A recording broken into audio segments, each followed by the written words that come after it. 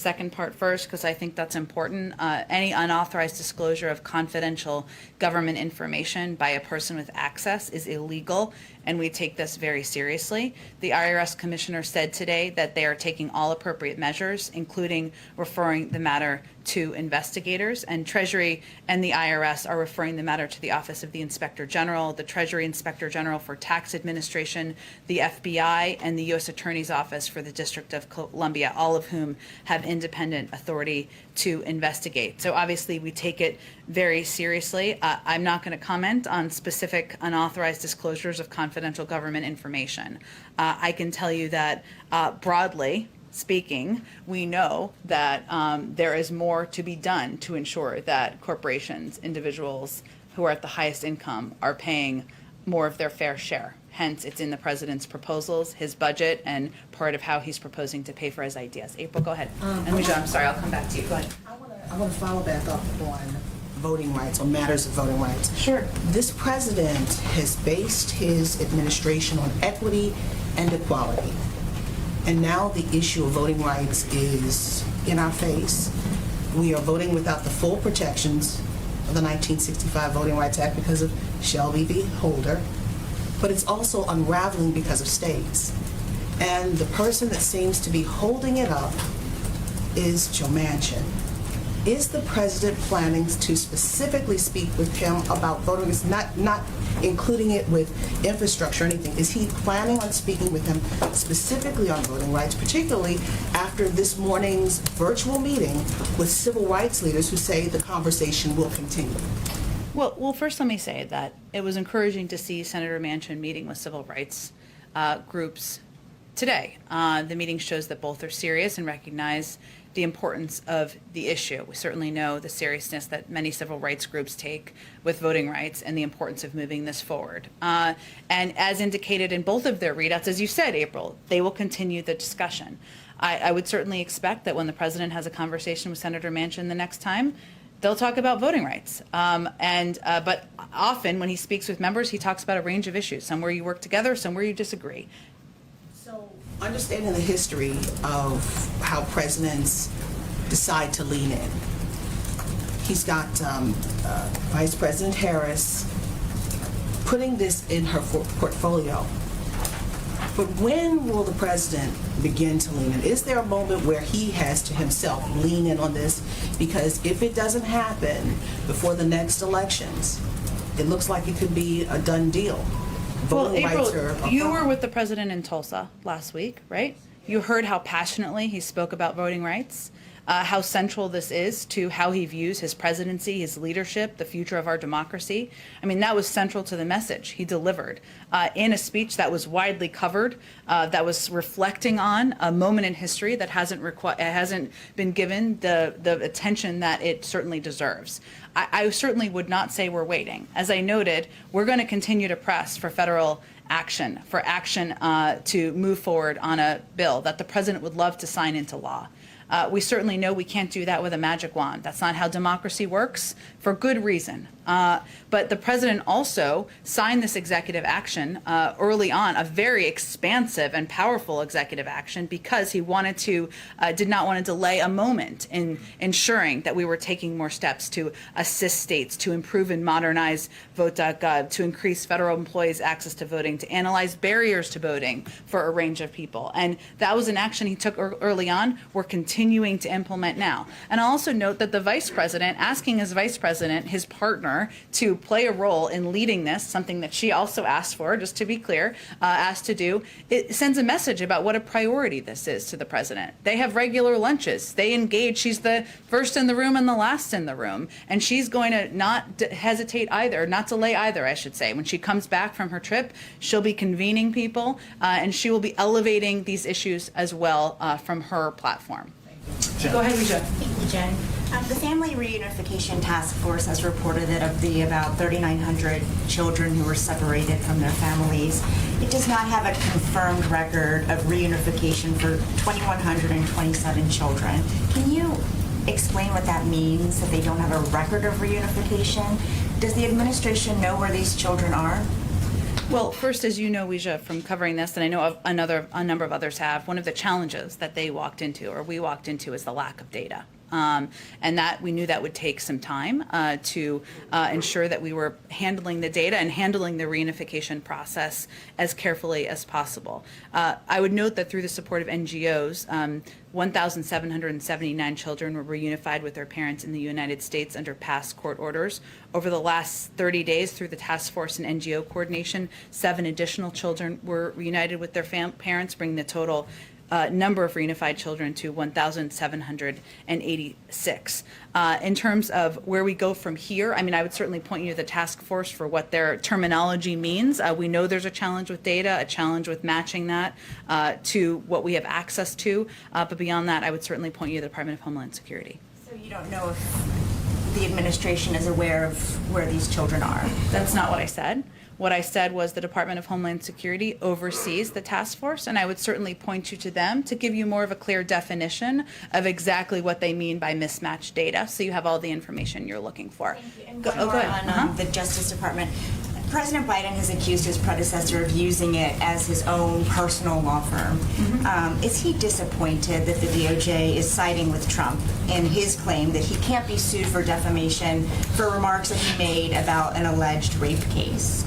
Well, first, let me say that the president strongly believes in the independence of the Department of Justice. We were not consulted, the White House was not consulted, I should say more specifically, by the Department of Justice on the decision to file this brief or its contents. So does he believe that that independence still exists, even though the DOJ is defending the former president? I'm not sure what you mean by your question. Does he believe that the DOJ defending the former president in this case still maintains that independence between the executive branch and the I think what I was DOJ? referring to is allowing for the Department of Justice to make decisions and announcements about ongoing, court filings and legal action. So independence as it relates to how this president views and approaches the Department of Justice. Does it upset him?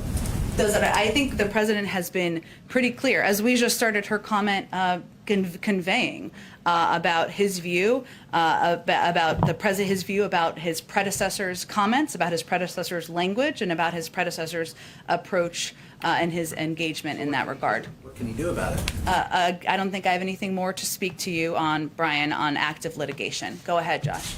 Can I ask, there was a series of web outages this morning Yeah. that linked to a company called Fastly. Is there any indication that it's anything other than just a failure with that company in specific? Is it a potential national security issue? Have you looked into whether there's a potential external group behind it? Yeah, Fastly, I know, put out a statement about it. I don't have anything more from the federal government on the outage. Pivoting to the G7, the president has talked about the need to push the G7 to boost vaccine availability overall. Can you speak to what he's considering? Prime Minister Johnson, for instance, has talked about the need to vaccinate the world in its entirety by the end of 2022. Other European leaders are not going quite so far. Does the president have a view on what specific target the G7 should take? Well, I expect we'll have more in the coming days, Josh, so stay tuned.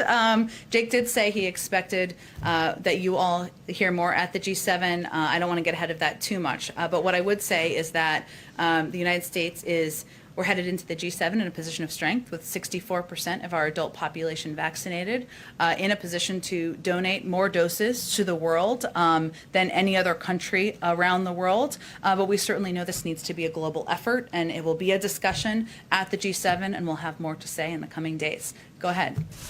Just one more on infrastructure. Given what the Senator Capito said today to reporters, kind of throwing cold water on progress between her and the president on talks, would you say the administration has become more willing to pursue reconciliation to pass infrastructure package than maybe a week ago or 2 weeks ago? Well, I would say that there's always been a range of paths to get the president's bold ideas passed into law. He's having a conversation with Senator Capito this afternoon, as well as individual conversations with other members who have been working in a bipartisan manner to see what the path forward looks like. And he's also closely in touch with Democratic leadership. So I'm not here to rule out options, but I'm not here to rule in new options either. We'll have more to say after he has these calls later this afternoon. One more. The White House said over the weekend it was unaware of the DOJ gag order on the New York Times. Can you assure us that there are no other gag orders on other news organizations related to some of these investigations? Well, the Department of Justice has made clear that was their third and final notification that they were offering, and that's the information they also shared with us, but they've shared it publicly. And so there would, to your understanding, there's no other gag orders?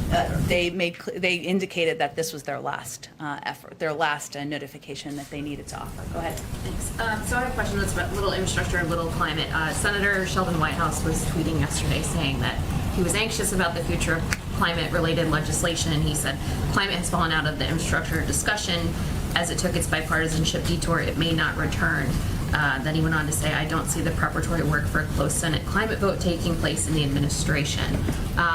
Has the White House reached out to the senator, and also does he have cause for concern on the future of climate-based legislation? Well, I promise you we are certainly in touch with his team, and perhaps even on an individual basis as well, but I don't have anything to read out for you. But I can just tell you that we are in close touch with nearly every member of Congress who is working on this legislation moving forward. I will say that what I would point out to you is that one of the pieces we conveyed when we put out a statement last week about how the president could not accept the offer that was put out by Senator Capito and her group, even though those conversations are happening in good faith, was the fact that it didn't do enough to invest in our clean energy future. And there are areas of effort that are moving forward. I mentioned Senator Wyden's effort to move forward on clean energy tax credits. The president views this bill as a jobs bill. He also believes it's a clean energy jobs bill, and it has an opportunity to invest in industries of the future. So certainly it is close to his heart. It remains an area he's committed to, and one he will continue to fight for as we have these discussions moving forward. And then I just had another on the vice president visiting the border or not visiting the border. Republicans and conservatives are, going crazy on Twitter, sending pictures, worked up. sending video I've seen it. of her interview with Lester Holt, saying I've not been to Europe either. Does the president think there is a scenario in which she should visit the border, and also the mounting criticism from conservatives? Would that ever factor into a decision to send her down there? I mean, don't they have a point that if she has this task in front of her, should she not see the end cause as well as the root cause of migration? Well, first, as I said to Peter, at some point she may go to the border. I don't have any trips to preview for you or predict or a timeline for that. But what I would reiterate is that her assignment was to work with countries and leaders in the Northern Triangle to address root causes, address corruption, ensure we're working together to address humanitarian concerns. I will say we're not taking advice from former President Trump or most of the Republicans who are criticizing us on this, given they were all sitting there while we created this problem we walked into, both at the border and with the movement of migration that has been growing over the last year. So we're not taking our guidance and advice from them, but if it is constructive and it moves the ball forward for her to visit the border, she certainly may do that. Go ahead. Yeah, I have two questions on infrastructure. You said the White House is moving ahead on all three paths on infrastructure, including the third path, which was listening to other lawmakers who have ideas. I believe that's how you characterize it. I'm just trying to clarify, and this was asked a little bit earlier. I mean, are you referring to the bipartisan group that consists of Senators Manchin, Sinema, Romney, and Portman? And if current talks with Senator Capito and her group don't progress, is there a point when you stop negotiating with that group in favor of this other group of Republicans and Democrats? Is that how you see it working? Well, I would say we'll leave it to them to determine what groups they may or may not want to join, but it's not a closed group. We would welcome anyone who wants to join that group and be a part of these discussions moving forward, and we'll see where it heads. Members of the press, I'll leave it to them to determine. I think you have to be an elected member of the Senate, so unless that's your pathway moving forward. You are engaging with them, though, already? Yeah. Okay. And then my second question is, what specific proposals did the White House agree to bring down or eliminate in its latest infrastructure counteroffer that reduced the cost from 1.7 trillion to 1 trillion in new spending. Does funding, specifically does funding for caregiving, remain in the president's latest offer? And if it does, I mean, is it still the $400 billion price tag? Caregiving remains a huge priority, investing in caregiving to the president. I'm not going to outline any more specific details other than to convey that it's an area he continues to fight for, to advocate for, and one that he'd like to be signed into law as part of a package moving forward. But does that mean it's not part of what you're negotiating right now with Republicans? No, that's not what I said. I don't have any more details to outline for you. Go ahead. Yes, Jen. Sorry. Oh, we'll go to you next. The chief of Russia's space agency is threatening to pull out of the International Space Station unless the United States lifts sanctions against two companies that are related to the space station. What's the White House response to that? It's a really interesting question, and I didn't know much about it before you asked this question, so I'll probably have to talk to our national security team. I will say that working together on issues of space and issues related to space is one area we have worked together historically with the Russians on, and I'd have to dig more into what those sanctions are for. I'm not aware of a consideration of that, but I'll check with our national security team. Go ahead, Yumesh. Thanks so much, Jen. A follow-up to Leja's question. In 4 months, the Family Reunification Task Force has reunited about 36 families. Yeah. I'm wondering what the White House makes, what the president makes of the ACLU saying it hopes the government increases that pace